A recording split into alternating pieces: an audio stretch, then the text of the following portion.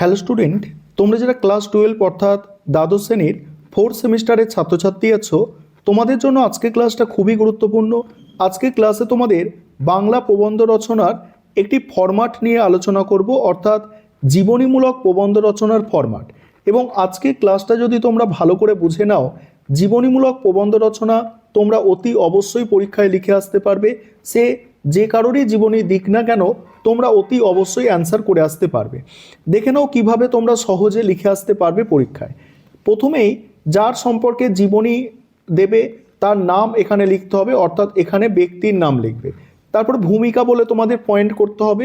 ভূমিকায় কি লিখবে দেখো, এখানে যে ড্যাশগুলো আছে, ড্যাশগুলো যদি তোমরা ফিল আপ করে দাও তাহলেই তোমাদের কিন্তু হয়ে যাবে। দেখো এখানে খুব সহজে তোমরা বুঝে নাও। দেখো ঊনবিংশ বা বিংশ শতাব্দীর এটা সময়কাল অনুযায়ী বসাতে হবে, ঠিক আছে।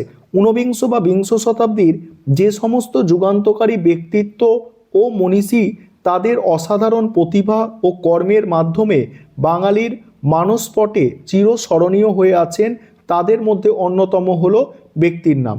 সেটা স্বামী বিবেকানন্দ লিখতে পারো, রবীন্দ্রনাথ লিখতে পারো, বা যে কোনো কেউই এখানে হতে পারে, ঠিক আছে। ব্যক্তির নাম লিখলে তিনি কেবল একজন ড্যাশ, ড্যাশ মানে কি কবি হতে পারে, তার পেশা কি আর কি, কবি, সাহিত্যিক, বিজ্ঞানী, সমাজ সংস্কারক, যা যে হবে কেনা এখানে সেটা লিখে দেবে, ঠিক আছে।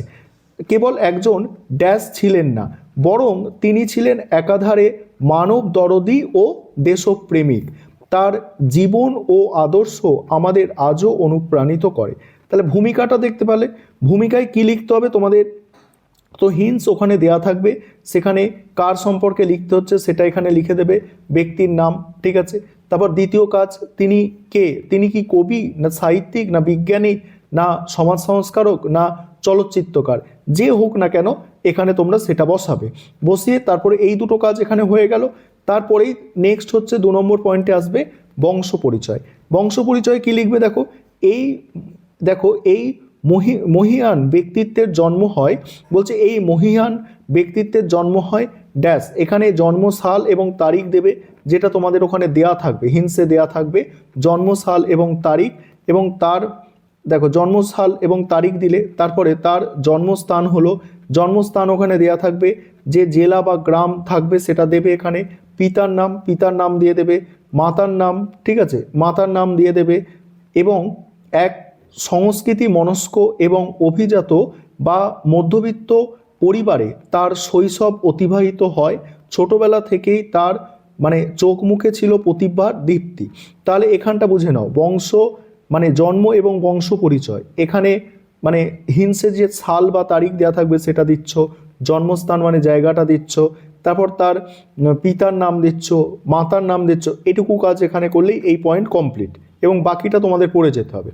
তারপর শিক্ষা জীবন, ঠিক আছে। শিক্ষা জীবন দেখো, ছাত্র হিসাবে তিনি ছিলেন অত্যন্ত মেধাবী ও কৌতূহলী। প্রত্যেকটা ক্ষেত্রে এটা লিখতে পারবে, এগুলো লিখতে পারো কমন।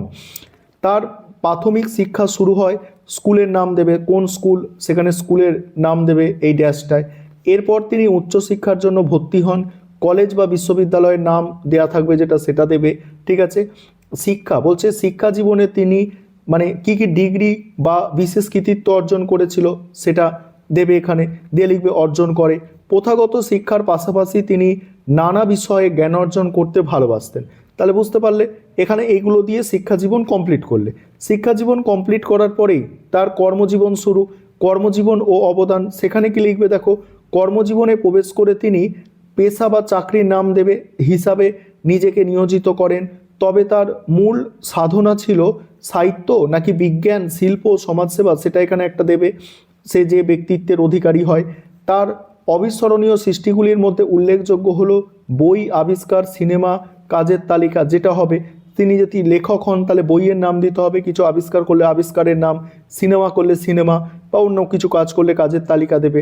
তার এই কাজগুলো সমাজে কোন কোন ক্ষেত্রে প্রভাব ফেলেছে সেটাই ড্যাশের মধ্যে দেবে, এবং নতুন দিগন্ত উন্মোচন করেছে। তিনি তার লেখনী বা কাজের মাধ্যমে সমাজের অনাচার ও কুসংস্কারের বিরুদ্ধে সর্বদা সোচ্চার ছিলেন, ঠিক আছে। এই পয়েন্টটা তাহলে হয়ে গেল। এখানে কি কর্মজীবন বা অবদান, এইভাবে তোমরা স্ক্রিনশট নিয়ে নাও, এইভাবে তোমরা করে যাও, দেখবে তোমরা অবশ্যই লিখে আসতে পারবে এবং তোমার 10 নম্বর আছে, 10 নম্বরের মধ্যে 8 নম্বর তো অবশ্যই পাবে এভাবে যদি লিখে আসো। তারপর দেখো পুরস্কার ও সম্মান। ঠিক আছে, পুরস্কার ও সম্মান, এখানে কি বলা হচ্ছে দেখো, পুরস্কার ও সম্মানে তার এই অসামান্য অবদানের স্বীকৃতি স্বরূপ তিনি জীবদ্দশায় ও মৃত্যুর পরে বহু সম্মানে ভূষিত হন। তিনি ড্যাশ সাল লিখবে, এখানে সালটা লিখবে। ঠিক আছে, পুরস্কারের নাম, কি পুরস্কার পেয়েছিল, নোবেল পুরস্কার পেয়েছিল নাকি জ্ঞানপীঠ নাকি একাডেমি পুরস্কার না পদ্মশ্রী, এগুলো লিখবে। লাভ করেন, দেশে বিদেশে নানা প্রতিষ্ঠান তাকে সম্মান জানায়, তবে মানুষের ভালোবাসা ও শ্রদ্ধাই ছিল তার জীবনের শ্রেষ্ঠ পুরস্কার। এবার উপসংহারে কি লিখবে, নশ্বর দেহ নশ্বর, পৃথিবীতে চিরস্থায়ী হয় না, কি বলছে, কিন্তু কীর্তিমানের মৃত্যু নেই, অর্থাৎ যিনি কীর্তিমান তার মৃত্যু নেই। মৃত্যুর সাল তারিখ দিচ্ছ, এই মহান, বলছে এই মহান কর্মবীর আমাদের ছেড়ে অমৃত লোকে যাত্রা করেন, তার মৃত্যুতে মানে সাহিত্য বিজ্ঞান বা দেশ কোন ক্ষেত্রে সেটা লিখে দেবে, জগতের অপূরণীয় ক্ষতি হয়। তারপরে আছে কি, দৈহিক মৃত্যু ঘটলেও তিনি তার কর্ম ও আদর্শের মধ্যে দিয়ে আজও আমাদের হৃদয়ে অমর হয়ে আছেন এবং আগামী প্রজন্মকে পথ দেখাবেন। এইভাবে তোমরা এটা কমপ্লিট করবে। আশা করি বুঝতে পারছো, এটা তোমাদের 10 নম্বরে পড়বে। ঠিক আছে, এটা খুব ভালো করে তোমরা রেডি করে যাও। ঠিক আছে, রেডি করে যাও, তাহলে 10-এর মধ্যে অন্তত 8 পেলেও তোমাদের পাস করার ক্ষেত্রে বা ভালো নম্বর পাওয়ার ক্ষেত্রে অনেকটাই সুবিধা হবে।